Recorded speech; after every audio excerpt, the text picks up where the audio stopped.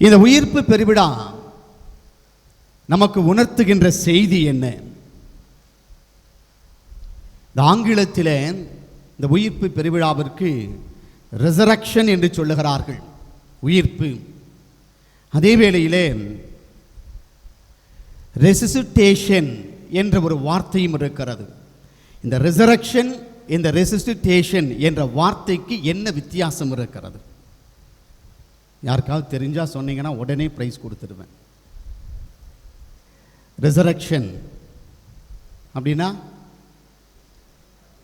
உயிர்ப்பு. ரெசிசிட்டேஷன் அப்படின்னா என்ன அர்த்தம்? அப்படி என்றால் உயிர்ப்பிக்கப்படுதல். இந்த ரெசிசிட்டேஷன் என்ற இந்த வார்த்தையை நாம் பார்க்கிற பொழுது,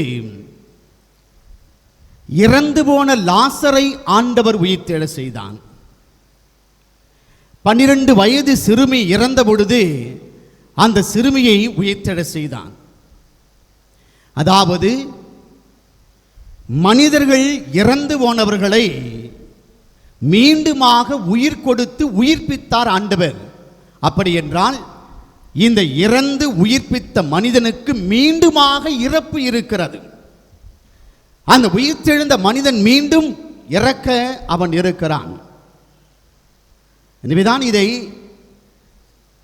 வித்தியாசமாக சற்று வேறுபடுத்தி சொல்லுகிறார்கள். ஏனென்றால் இறந்தவர்களை உயிர்ப்பித்தவர் ஆண்டவர்.